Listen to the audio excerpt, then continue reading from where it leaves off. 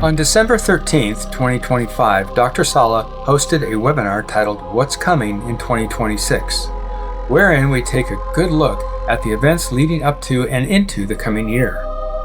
So much has happened already in 2026 that a review of what was shared at that webinar warrants a second look.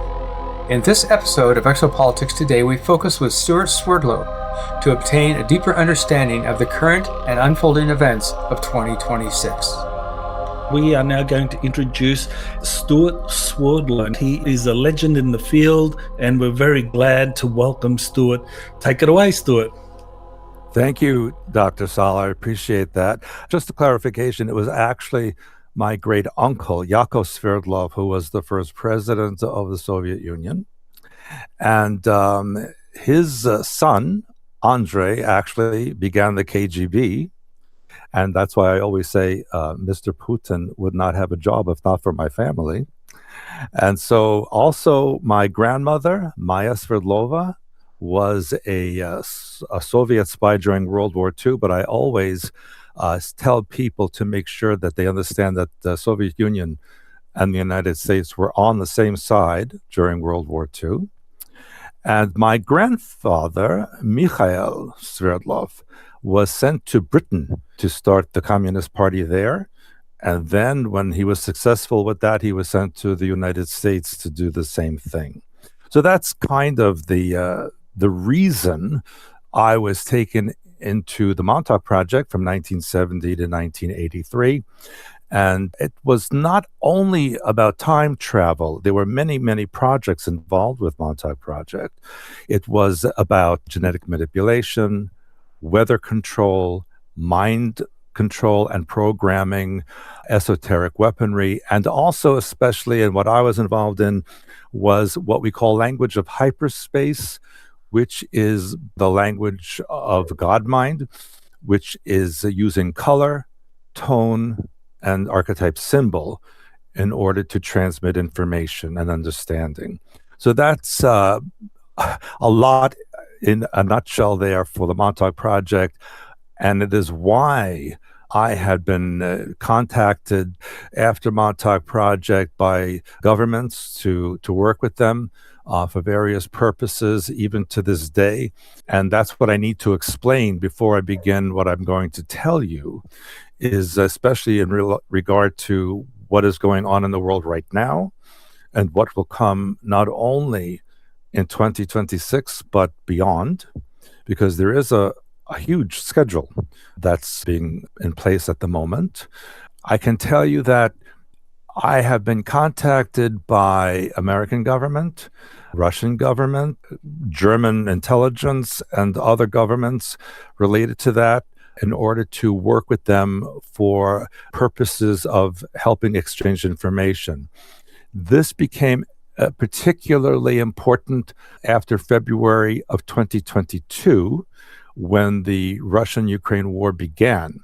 At that time, all official channels between the two countries of the United States and Russia were closed. And so I was asked by some very high-ranking person in State Department and Pentagon and even military intelligence to act as a back channel between the United States and Russia in order to exchange information and messages. And so I did that. And one of the first things they asked me was to help prisoner exchange with, and it ultimately led to, in November 2023, I was asked by both the Russian government and the United States government to lead a delegation to Istanbul, to lead the American delegation, to meet with the Russian counterparts to exchange ideas between people so that it would lead to a peaceful resolution of the Ukrainian war, and also between the United States and Russia for eventual normalization. And so I did go to the conference. Laura Eisenhower went with me. I also brought a person that I call the space director, who is one of the people who debriefs me several times per week. And the conference went very well. There were tense moments, yes, of course. And that meeting of November 2023 eventually led to the meeting between President Trump and President Putin in Alaska, and also with the American delegations and Russian delegations in Oman and Dubai and Istanbul again. So it was very productive, although it did take a bit of time. And ever since then, I've been working back and forth, exchanging information, because unfortunately, the official channels are still closed.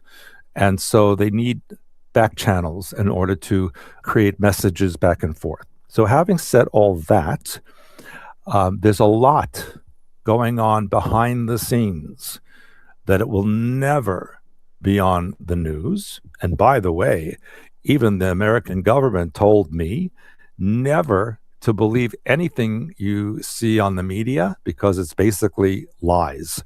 And I'm sure most of the people here know that by now. I'm sure that all the people on this webinar understand what governments can be like and what the media is like, and how they spin things in order to control what people think. Hopefully that is beginning to change. Whatever you may think of President Trump, I can tell you that he does have good intentions. Yes, he has some personality quirks that maybe are not friendly to certain people, but he does have good intentions. And I'm going to talk about that in a moment, about who he really is and what he represents.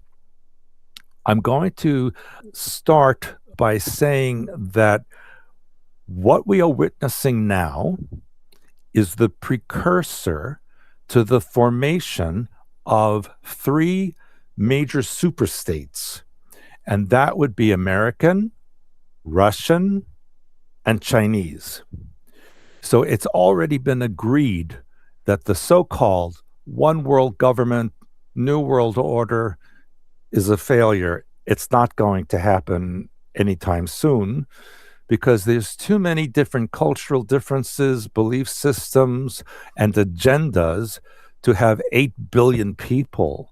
Actually, there's more than 8 billion people to fall under one umbrella of a one world government. So what's been decided is these superstates will be created. The United States will be the head of the American superstate, which will include all of North America and Central America, South America, and the Caribbean, which is why President Trump has declared that Greenland will fall under the American jurisdiction. And I will even say that Iceland will eventually also come under the jurisdiction of the American superstate. And I was told that Ireland and the UK most likely will come under that jurisdiction as well, because Russia, if you recall, about 2.5 years ago, President Putin said that Russia would extend all the way to Lisbon. In other words, going all the way across Europe. Now, Britain is not of a mindset to fall under an Eastern European jurisdiction. And so that is why King Charles invited President Trump last September to come to London as a unique situation, only the first time that an American president was invited for British royalty visit. In that time, King Charles requested that the United States join the British Commonwealth, because in that way, the United States would then be responsible for defending all the nations underneath the Commonwealth. And there's a reason also for this, and that is because China, as a superstate, will be given all of East Asia, all the way down to Indonesia and Malaysia, and the South Pacific. And those of you who know about such things understand that China is already on the ground in many South Pacific islands, even controlling the police forces and the governments there.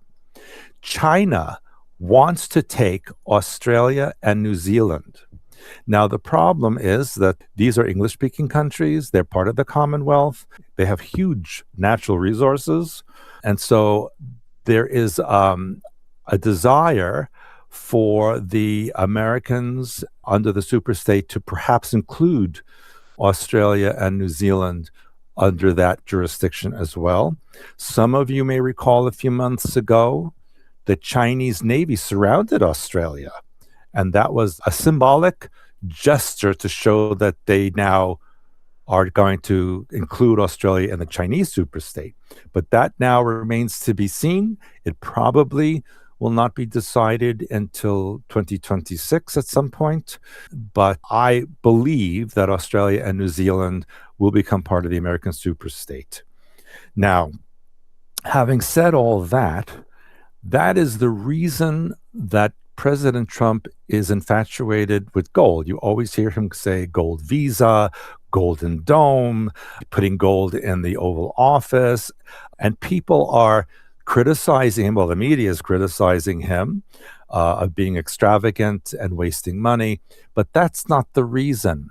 The reason is that in order for the golden dome, which President Trump is also referring to as the golden vault, it needs to have the entire geography of North America and the Caribbean in order to defend the countries there. And so that is why he is saying that Canada will be a 51st state. It's not going to be a 51st state. It's too big to be a state, obviously. But what will happen is that the provinces will become states within the umbrella of the American superstate. You can think of it as an EU type of situation where each country is sovereign, but under the jurisdiction of a superstate of the EU. So that is what we'll be bringing to North and South America and the Caribbean. And that's another reason why the United States is clearing out governments in the Western Hemisphere that would pose a problem to the superstate. Countries like Venezuela, like Colombia, and even Mexico. And that is why he has declared the drug cartels in Mexico and elsewhere as terrorist organizations, which they are. And quite frankly, the Chinese are definitely encouraging the cartel, arming them, giving them fentanyl, and helping them traffic people. And at the risk of sounding in a negative way, and by the way, you should know I'm not politically correct, and sometimes I say things that maybe are not correct in the so-called way of speaking these days, but I do tell the truth, and I tell you what I know. And so they will remove the government of Venezuela and Colombia, and Mexico will most likely also have a change of government eventually. Everybody is in place. It's all being staged at the moment. We will see the reinstitution, and this has already been on the news, of the Monroe Doctrine, which you may recall, those of you who know American history.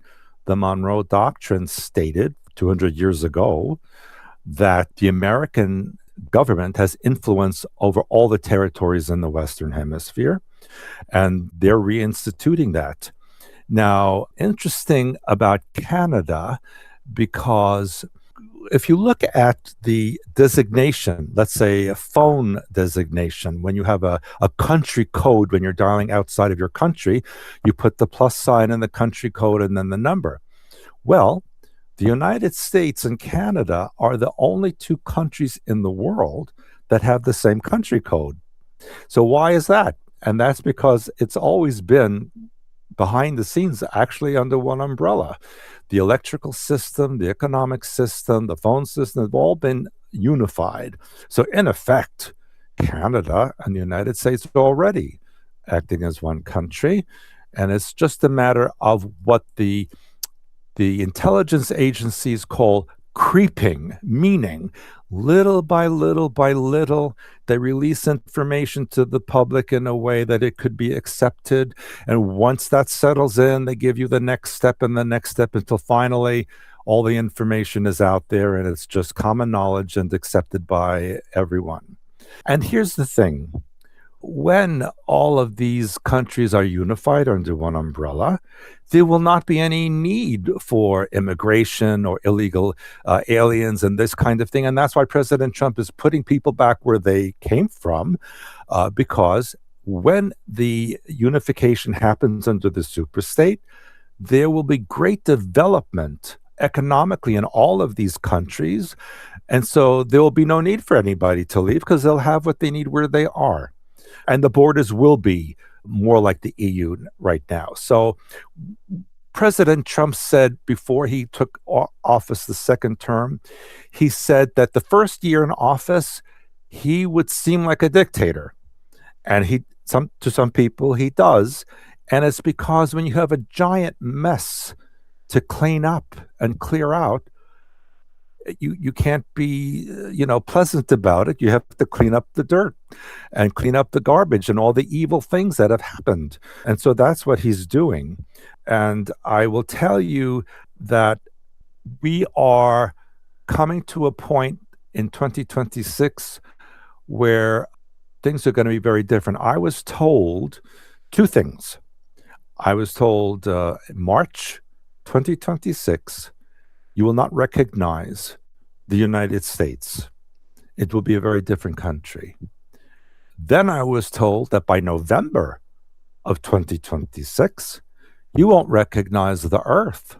It will be completely different than it is now. Now, there was no delineation as far as what that meant. Did it mean geologically? Did it mean politically, economically? I would say all the above, because I'm going to tell you some things which may seem a little bit scary at the moment. These are things that the media is not going to tell you, but I will tell you. And here's the thing I need you to know. I had to sign an NCNDA, meaning there are some things I cannot reveal. And I was told point blank about 3 years ago, maybe 4 years ago now, that I would be used as a spokesperson for what's happening because the government will not say it because they don't want to take responsibility. And because if a private person reveals this information in the way that I'm doing now, it can be done in a more acceptable manner. And that's why my wife and I, those of you who know my work and our website, expansions.com, every week we film a news video that's released on Saturday mornings. It came out this morning. And you will see that I reveal the information and my wife, Janet, reveals the information in a way that's more, let's say, with humor, so that, a spoonful of sugar helps the medicine go down, as Mary Poppins said. And so that's what we do. We release information that could be very stressful in a way that, with some humor, so that it's understandable. Now, I'm going to tell you, I have so many things to tell you, and please forgive me. They may not be in a specific order, but I have quite a few pages of notes to go through, and I will go through as many of them as time allows. And so one thing that's very important for you to understand is that in 1993, NASA saw with satellites gigantic supernovas that occurred in the Eta Carinae star system and simultaneously in the Betelgeuse star system. These supernovas produced huge gamma ray bursts that are traveling or traveled through the galaxy, and in the last 2.5 years have finally started hitting our solar system, and particularly our planet and our star, our sun. Now, what does this mean? The gamma rays have caused the magma underneath the upper mantle to increase in its voluminous capacity and heated it up. And so this is why we are seeing huge earthquakes all over the earth, and why we are seeing volcanoes erupting, even volcanoes that have been dormant or even considered extinct. And by the way, there's no such thing as an extinct volcano. If there are chambers underneath, it can fill with magma and be reactivated even after millions of years. We're seeing in southeast Iran a volcano that hasn't erupted in 12,000 years starting to come to life. We are seeing in East Africa, near Somalia and Ethiopia, a splitting of the continent by the magma underneath, causing the ground, the bedrock to split. We are seeing on the Pacific Rim huge earthquakes. Just the other day, huge earthquakes in Japan and in Alaska. And a year or two ago, we saw a huge earthquake in Chile. These will continue and unfortunately even become more volatile.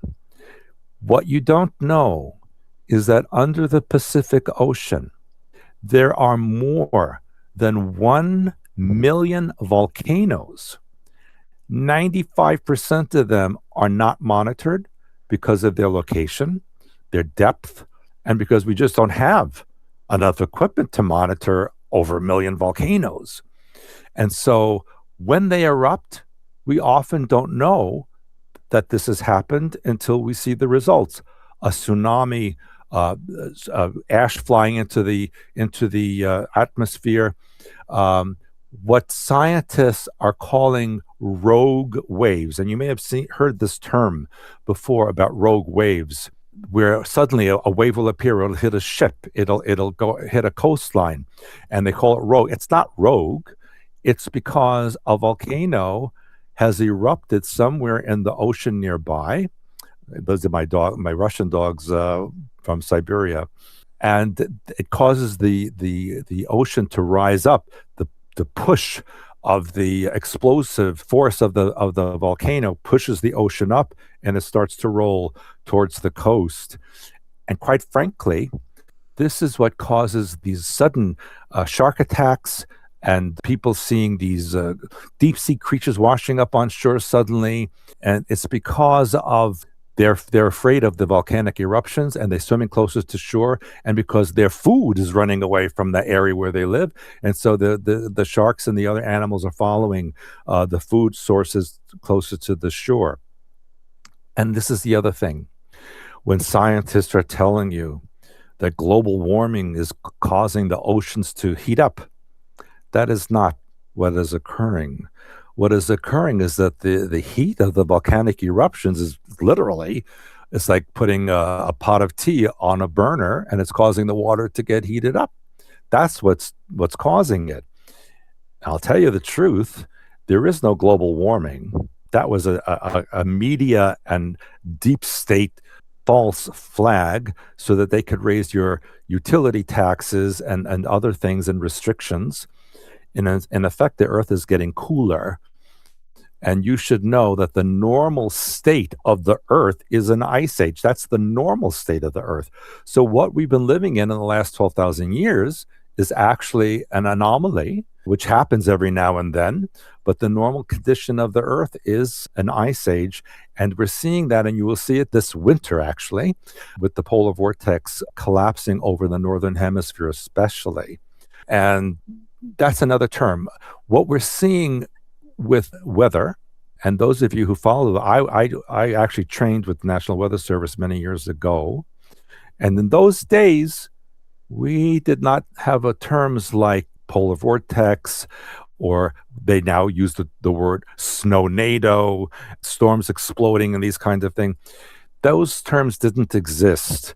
They create terms, and all of a sudden, you'll see them in a weather forecast, and they'll just keep repeating it as if it's normal, and they never explain it.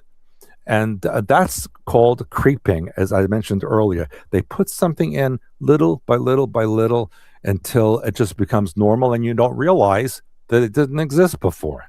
So we're going to see a lot of weather anomalies, and we're going to see other things happen.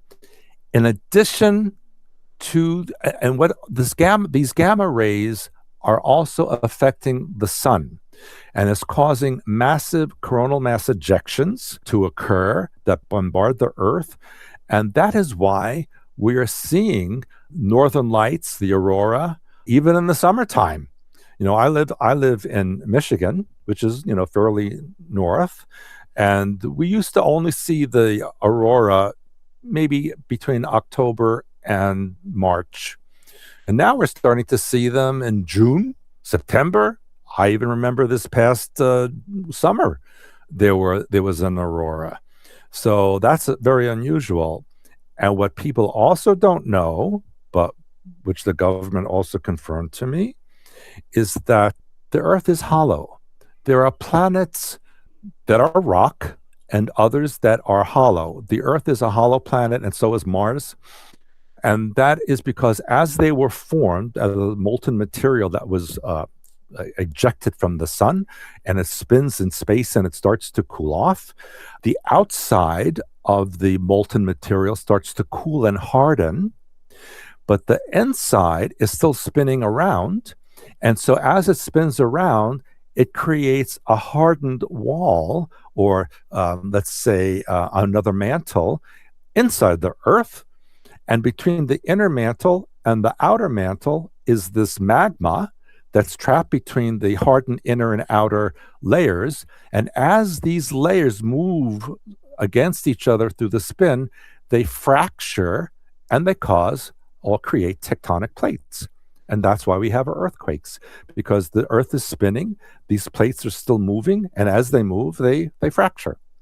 And so inside, at the very middle of the Earth, what some people call the inner sun. It's not really an inner sun, it's the leftover molten material from the formation of the planet. And as this occurs, there was a push for the north and south poles. There's an opening where the remnants of this pressure pushed out. And so there is a 1,300-mile opening at the North Pole, and there's a 950-mile opening at the South Pole. And that's where Admiral Byrd explored. During right after World War II, Admiral Byrd was sent to the South Pole to explore the opening there. And guess what he found in there was the German Reich. Hitler had sent naval ships and material from 1938 onward, and to create in the South Pole and Antarctica what he called the paradise for the Führer. And they created New Berlin, New Frankfurt, New Munich, and so on in this area.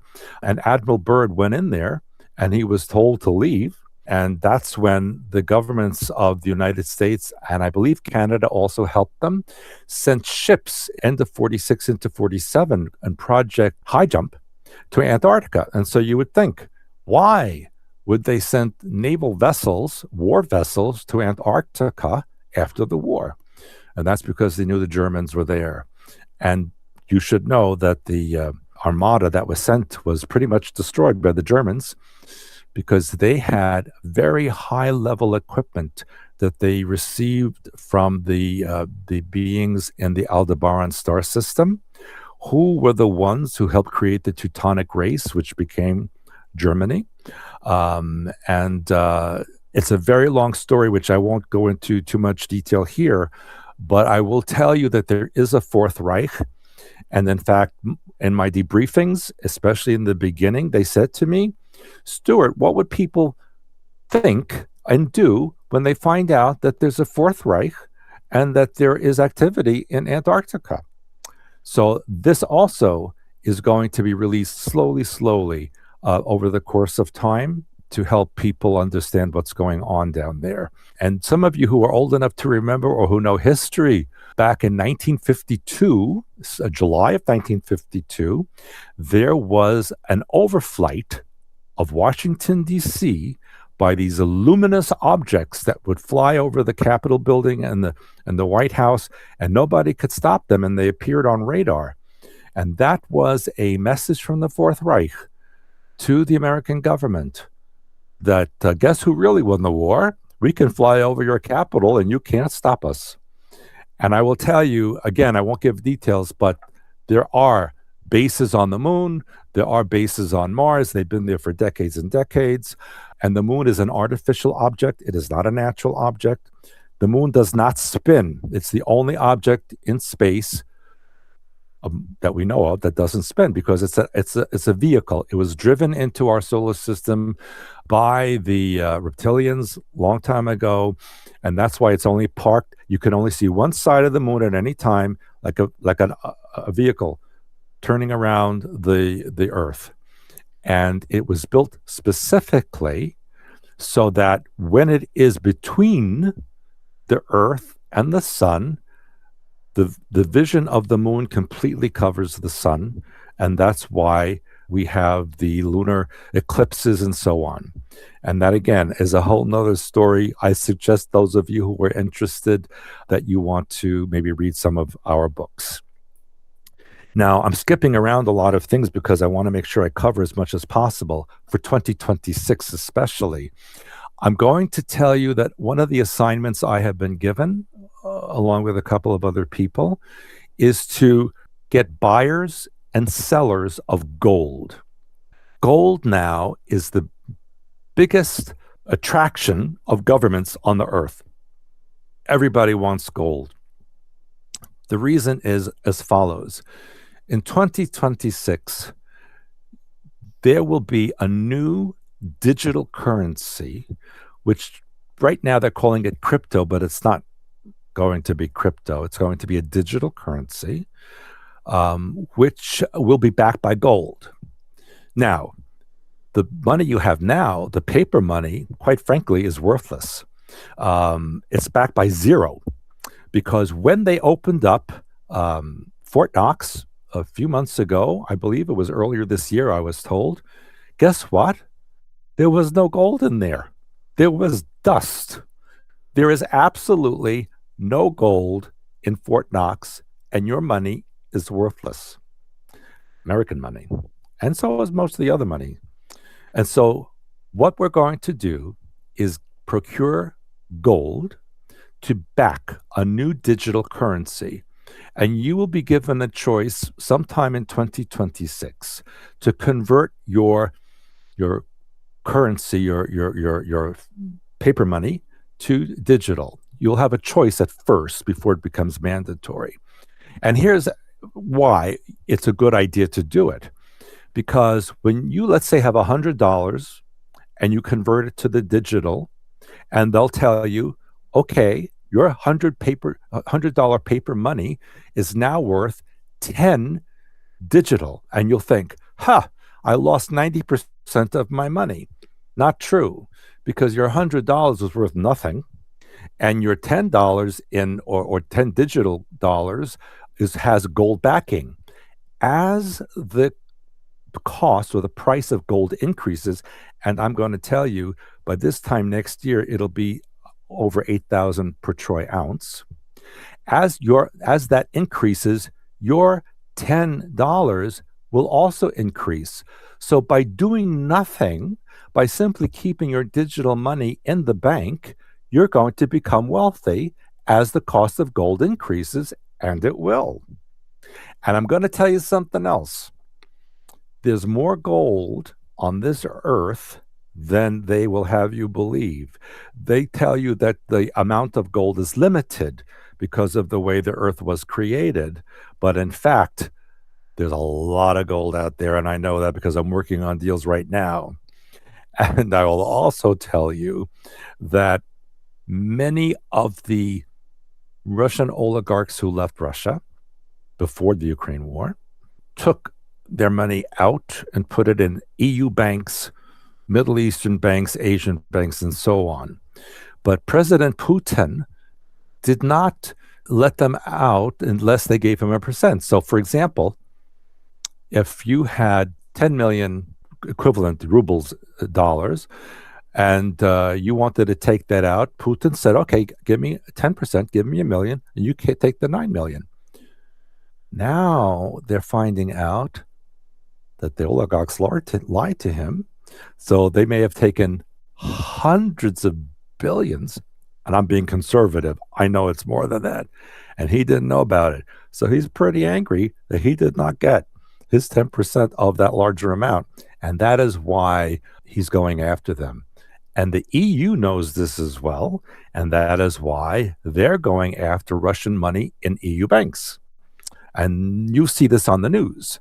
And so we are working diligently to make a compromise between everybody so that U.S. repatriation of money, the EU will get a percent, the Russians will get. So to keep everybody, let's say, in a non-threatening condition.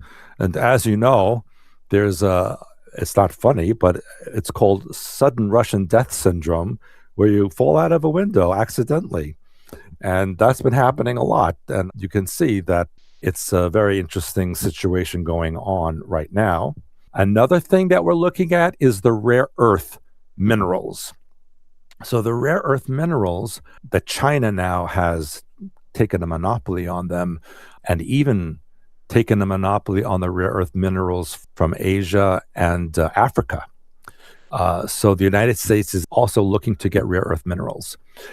Reason is, we know that the petroleum or the gasoline industry or the oil industry is not going to last forever, that as technology increases, they want to go to hydrogen.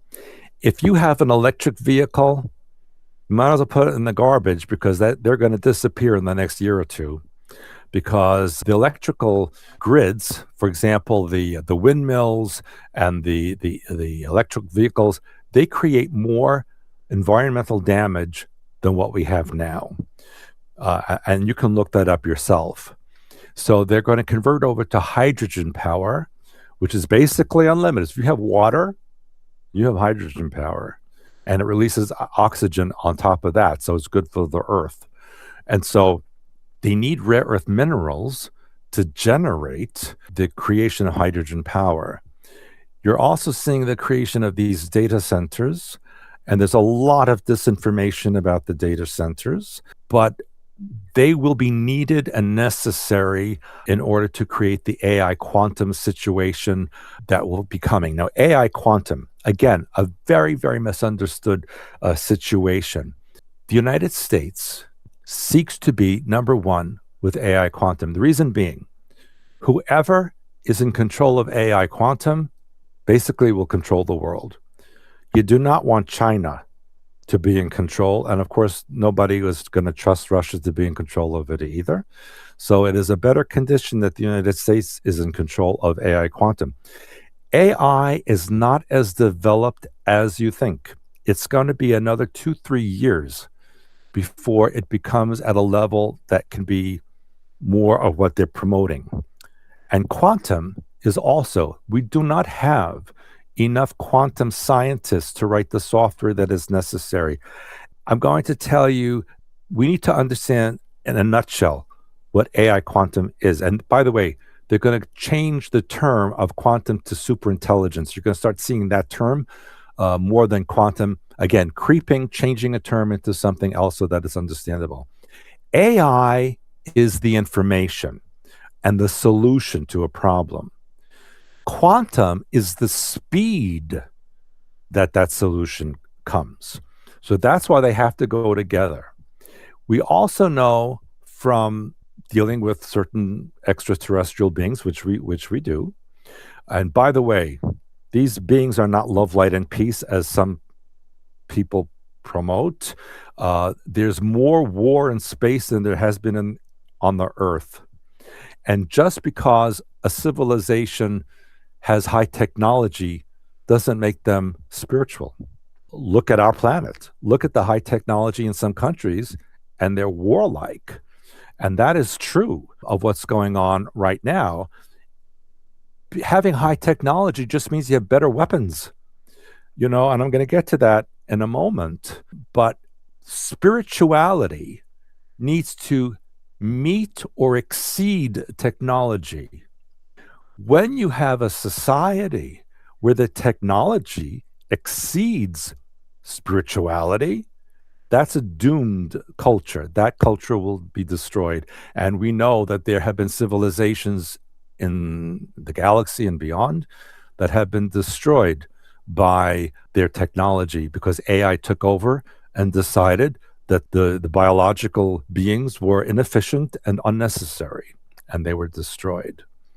And we don't want that to happen here. And so I suggested to this director that speaks to me and to others to embed in the AI quantum software the Bible code.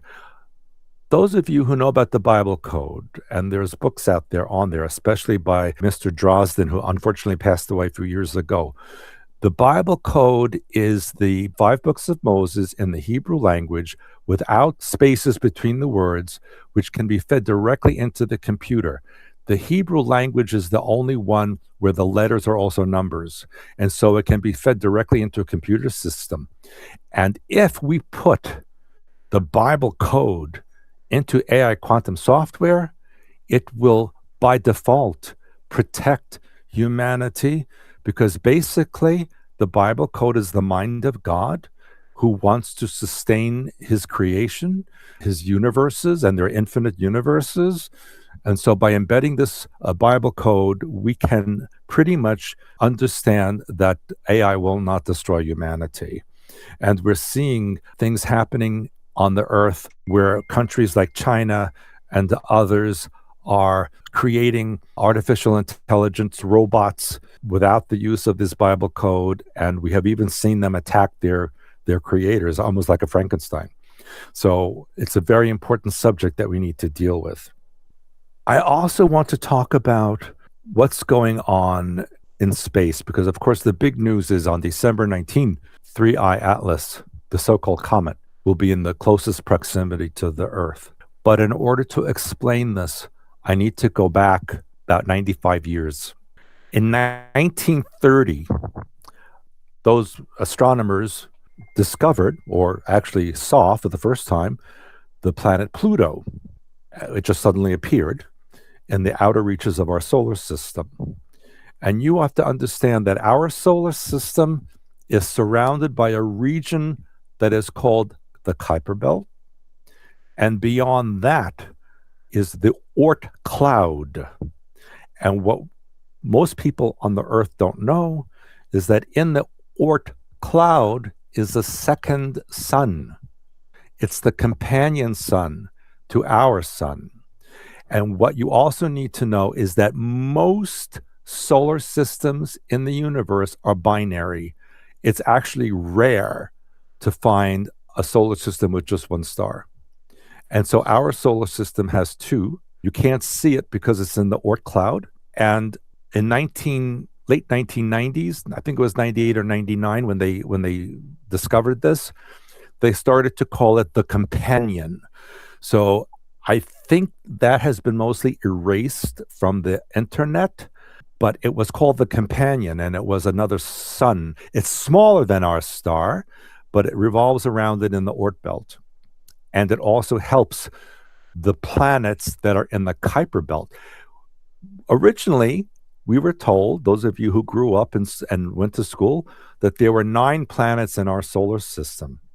And then a couple of years ago, they said, no, Pluto is not a planet, it's a Kuiper belt object. And then they started to see a lot of other Kuiper belt objects appear. Almost daily on the news, they would say this object appeared and that object appeared. And it became so suspicious, they stopped reporting on it. And they said, Pluto's just not a planet, it's a Kuiper belt object. Well, I'm going to tell you there are 13 planets in our solar system that extend all the way into the Oort belt. It's not just the 9 that we originally knew about. But you can't see the other 4 because of their location near the companion sun. And so Pluto actually is not a natural object. It was a vehicle like the moon that was driven into our solar system as an observatory of our civilization. Quite frankly, the Earth is considered to be like the Iran of our galaxy. Humans do not have a very good reputation, unfortunately. And again, at the risk of being contrary to other people, there is no love, light, and peace on this world yet, nor is there out there. because our solar system is surrounded in the Kuiper Belt by these vehicles who basically are quarantining our world because they consider the Earth to be a very dangerous place, and we need to be controlled and monitored. Now, I'm going to tell you, there are 5 types of beings that the government has identified or classified into categories. One is the humanoids. And when I say humanoids, that just means they have 2 arms, 2 legs, and a head, and they walk upright. So they don't necessarily look like humans, but they are mammalian, and they have many, many different manifestations, let's say, tall blondes, and so on. Then there is the reptilians. The reptilians were actually the second group that colonized this planet. And that's a whole nother story that it would take me a while to describe to you. It's in my Blue Blood, True Blood book and my True World History book. Those of you who are interested can read those. Then there is the insectoids. Now, the insectoids are, let's say, they despise humanity. They want to destroy, annihilate the Earth. And the next group is the animal type beings. These they could look like lion beings, they could look like bears. There are those who are aquatic, but that's another category. And finally, there are the etheric beings. These etheric beings are not necessarily from our physical universe. Some of them come from an alternate or parallel universe. And by the way, like I said, there are infinite universes or parallel universes, depending how you want to look at it. And they are the ones who, let's say, have the most knowledge of what's going on because they're not limited by physical reality. So that's what's going on. There's a lot of discussion in the Kuiper Belt about what to do with humanity. Some, again, want to annihilate. Some want to quarantine. Some want to incorporate the civilization into their groups. And others think we should just be left alone because we're not smart enough to develop. And it reminds me of the old Chinese saying, when you give a man a fish, you feed him for a day. When you teach him how to fish, you feed him for life. So the beings that want to impose their knowledge on humans, they're not helping because they're not teaching people how to upgrade themselves. They're just pacifying them at the moment. And that's the issue that I have with those who say they're coming to, upgrade our DNA, upgrade our soul. Listen, you're already as perfect as you can be. Your DNA has God mind in it already. It's a question of being aware. And so it's just a question of knowledge and applying that knowledge. I can tell you from my 13 years at the Montauk Project, the mind control and programming that was created and developed through the use of satellites and scalar transmissions would create fracturing of the mind. And we knew that the mind, and we knew this also from the German experiments in the concentration camps, when you traumatize and fracture a person's mind, it creates an image in the mind of a cube of 13 by 13 by 13, which means 2,197 compartments that could be programmed into sub-personalities or constructs and so on. And as these can be turned on by satellites, you can have a different personality. You can think you're speaking with angels or demons or what have you, when in fact it's a satellite transmission.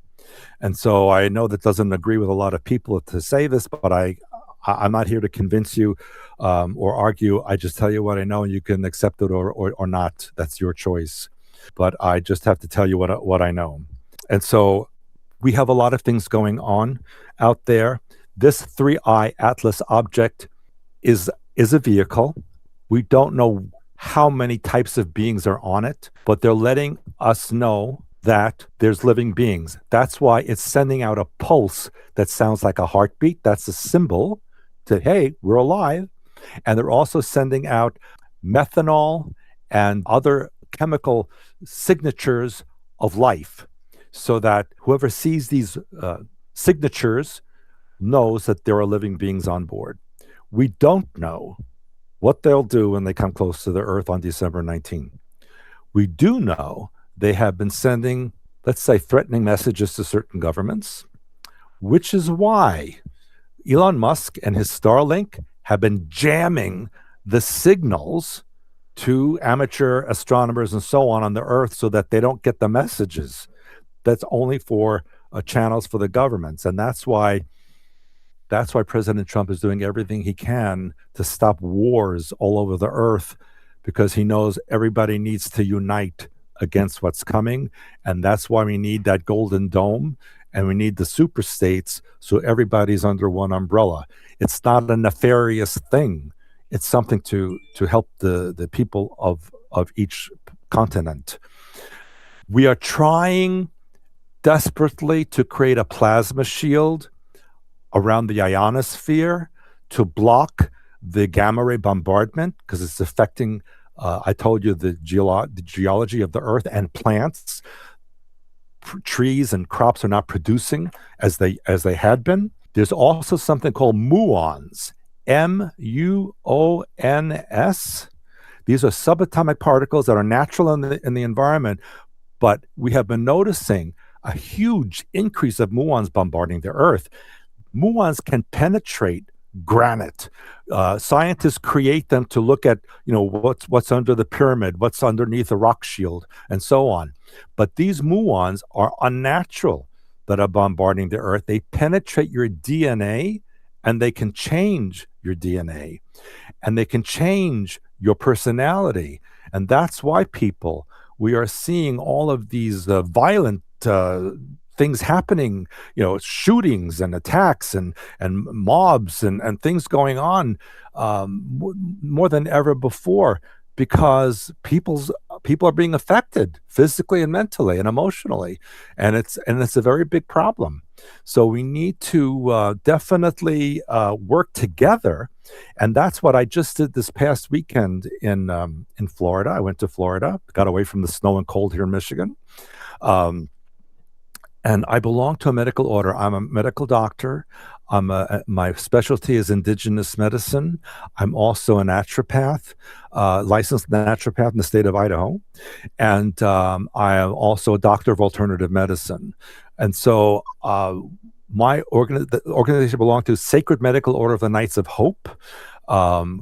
We created this past weekend, we brought Jews, Christians, and Muslims under one umbrella for an investiture to unite all the Abrahamic faiths, the father Abraham.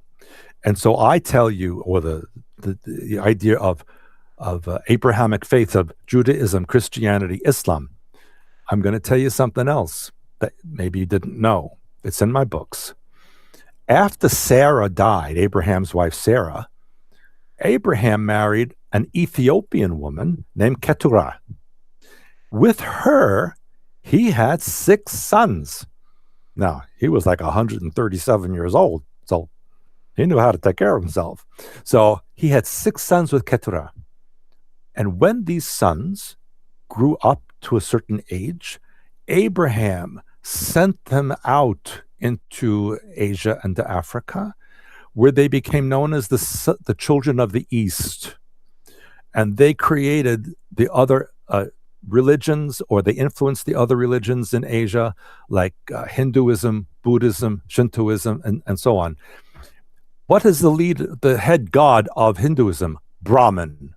Put an A or an Aleph in front of Brahman, Abraham. You cannot make this up. And Buddhism is the Hebrew word for Yehuda. Yehuda, Buddha, means from Judah. And Shinto is the Hebrew letters Shin and Tov. It's Hebrew letters. It means good tooth, meaning what you say is good. The Hebrew word for God, Yah, is the Mandarin Chinese word, Yah. Same word.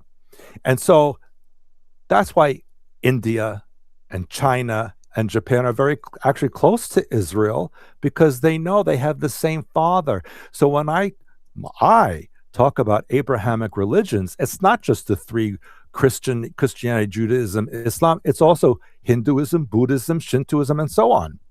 And even in Nepal, the name Nepal is the Hebrew word for high mountain.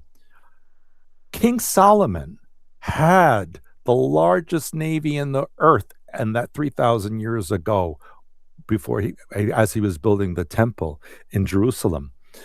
And the Phoenicians were aligned with him. The Phoenician language is actually Paleo-Hebrew. They work together. He went all over the world. And when he needed iron to help build the infrastructure of the temple, he sent his navy out to find iron. And they found it in a continent far away. The Hebrew word for iron is barzel. That's where we get the name Brazil. It came from barzel, because that's where the iron came from. I could tell you stories till next week and beyond, but I'm going to tell you that even in Nigeria, when they were digging a well for water for a village couple of decades ago, they struck something 50 feet under the ground. When they dug it up, was the Star of David. And to this day, the Igbo tribe in Nigeria practice Judaism. I'm working with the government of Ghana, and I said to them, Ghana is Hebrew. Ganya, it means the garden of God. They said, yeah, we know. We are trained by Israelis. You cannot make this up, people. I'm telling you that there's more behind the scenes than you know. There are over 2 billion people on this planet with Hebrew genetics, and they don't know it. How do you explain South Pacific Islanders praying in Hebrew and worshiping Jewish holidays? The Ethiopian, the Falasha Jews, also same, from King Solomon, Queen Sheba. There's a lot that we don't know, or that people don't, or they're not taught in school, but it's in my books. I have a series called Dark to Light, a series of 3 books so far. I'm hoping to make it 5, but right now we are in the 3rd book, and all of what I'm telling you is in there with all the codes from the Bible and so on. And so we are working with my medical order, which is under actually the Chaldean Catholic Church of the East, not connected to the Vatican. We are trying to create huge faith, globalized, so that people worship together as brothers and sisters under one umbrella. And I've been working with the Sheikh in Abu Dhabi. He is a wonderful person. He has the center in Abu Dhabi of a synagogue, church, and a mosque, and it's all in one location. And he told me he will help me to create what the Russians asked me to do, the Committee for Global Peace. And they will bring in 150 nations under this Committee for Global Peace. It will replace the evil United Nations that we have now, and will replace it with an organization that will stop war, that will create humanity as one people under God. And that's the next thing you're going to see in 2026. And I hardly touched on what I was going to say, but in 2026, President Trump will state that the United States is a Christian country. And that doesn't mean if you're not Christian, you have to leave. It just means that the laws and the regulations and the belief systems will be aligned towards the Christian faith, but towards the original Christian faith, which has been, of course, as you know, since the Council of Nicaea in 325 AD, Christianity was completely changed to something else for control purposes. I have in my books the Vatican. Why is it called the Vatican? Because that's where the Etruscans buried their soldiers, and the soldiers were buried in this cemetery dedicated to the goddess Vaticana, an astral goddess that took the souls of the dead warriors. And that's what the Vatican is built over, a cemetery of dead warriors. And that's why it's called Vatican. And I used to have a client that was a spokesperson for the Vatican. And this person told me, if you knew what went on in the Vatican, you would not be Catholic anymore. And so I will just summarize here for the purpose for people that what we're seeing now, and I'll go over this another time. The President Trump, his team, the people who came before are reincarnations of King Yehu, Queen Jezebel, and King Ahab. King Ahab and Jezebel created transgenderism, child sacrifice, horrible things that the deep state wanted to impose on and did impose on the United States now. And it was King Yehu, Trump is his reincarnation, who destroyed that and brought the country back to its worship of God, and stabilize it. And that's what President Trump is attempting to do now. And he has to do it in a way that is as fast as possible, because we don't have a lot of time left before certain things occur. And then we will all have to rectify what we're doing. We are in end times, absolutely, but we're coming to the end of end times. And so that's why we need to purge out all our negative mind patterns, all our traumatized emotions, help ourselves physically, mentally, emotionally, so that we can be prepared for what is coming into the world. You may not be thrilled with it in the beginning, but as we go through and we impose greater and more wonderful things that people can accept after we purge the diseases out, we will have a society that is what God intended on this planet. And I thank you all. I thank Dr. Sala, and I thank all the people on his staff for giving me the opportunity to speak to you today. I look forward to your questions later. And I will definitely invite you to my website, expansions.com. My wife and I also have a ministry, Swordlow Ministries, which is a nonprofit church. Any donation is tax deductible. We do humanitarian aid across the planet. We help people, food, jobs, homes, everything that they need. That's what Swordlow Ministries is doing. Medical supplies and medical tourism to help people to improve themselves and gain greater health. So again, I thank you very much for your attention. I know maybe I shocked a few people, but that's how I speak. So thank you for your attention, and I appreciate Dr. Sala and his staff. Thank you so much. You have been listening to Exopolitics Today with Dr. Michael Sala. Please remember to like, share, and subscribe to this channel. Join or start a conversation in the comments. Take the time to explore the vast library of best-selling books, webinars, and podcasts by Dr. Sala. Visit exopoliticstoday.com.